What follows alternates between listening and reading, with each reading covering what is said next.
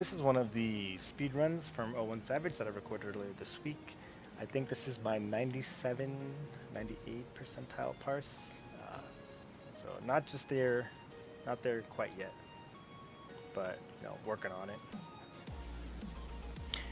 So for this opener, I definitely opt for the 5th global cooldown trick attack opener. I think it's a little bit more effective with this group composition, especially with the samurai.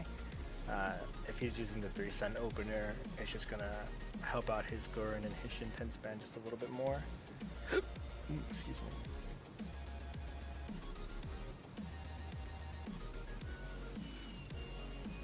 So the first Shadow Fang falls off, and it's a little bit tricky. Sometimes you can get it, sometimes you don't.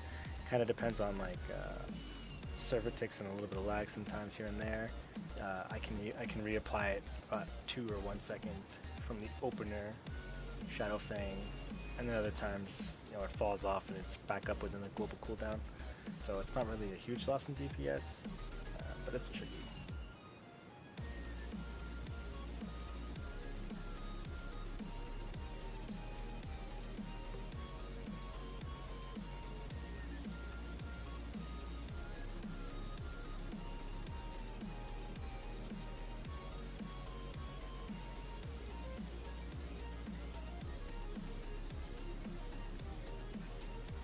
So I reapply the Hutan there with the Armor Crush while it's still under Trick Attack, and I probably could have gotten a little bit more potency out of just doing a second Aeolian Edge, because I think it was about 9 seconds left on Hutan, and I definitely could have gotten 3 GCDs in before it fell off.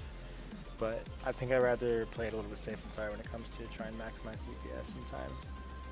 So I definitely opted to go with applying it early, just in case anything were to happen where it could fall off.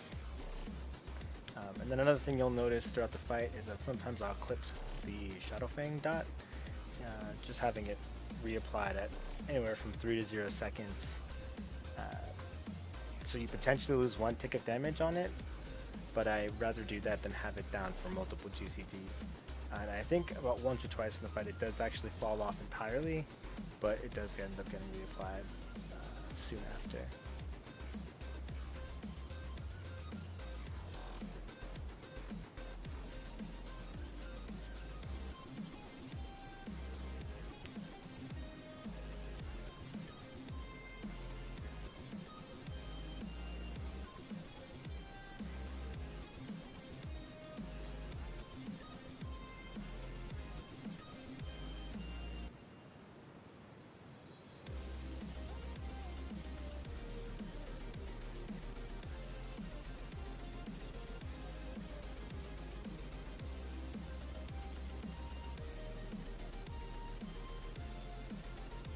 So I think I ended up clicking on the samurai right there, so my gusting slash never came out. It's a little unfortunate. That's not the end of the world. The run's still going pretty well for me. I know we've got about a couple more minutes left on it before the kill though.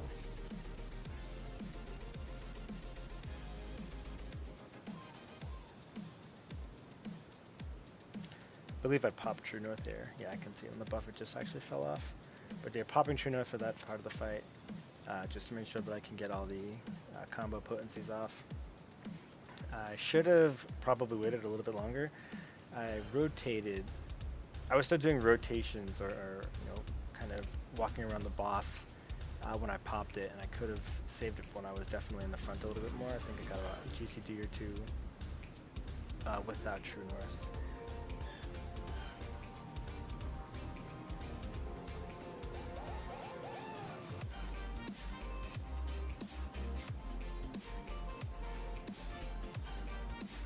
So I took an opportunity to reapply Hutan early right there.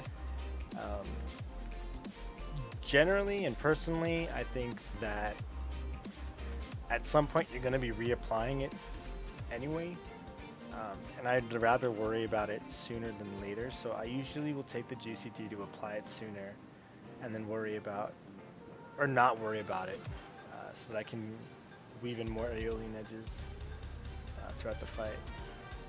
Ultimately, I think you're ending up about the same cast amounts, because if you're reapplying it before it falls off versus reapplying it early without breaking 70 seconds on the timer, you'll still get about the same DPS, provided it doesn't fall off at all.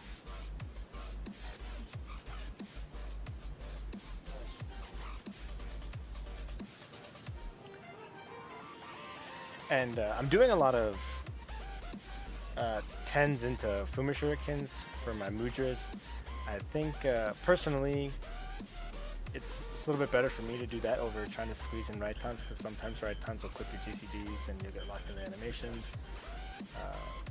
So just to make sure that I'm not losing out on damage, I just weave in Fumas pretty much exclusively. Once in a while I'll opt for a Raiton, like if we're getting pushed away from the boss or I'd be ranged anyway. I think Raiton in that case is always a DPS game if you're not using GCDs on the boss. But with the way like server lag and server ticks and all that other nonsense works, and the clipping in general, it's always just better to go with the Fuma, I think.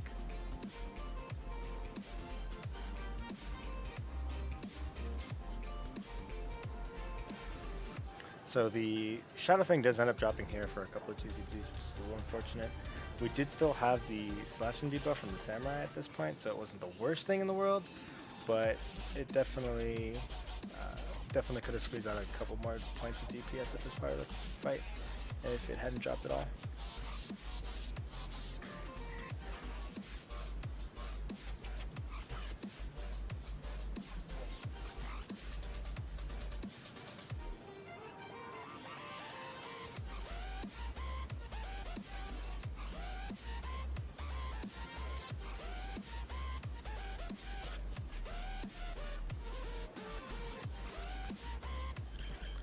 So we're at about 6%.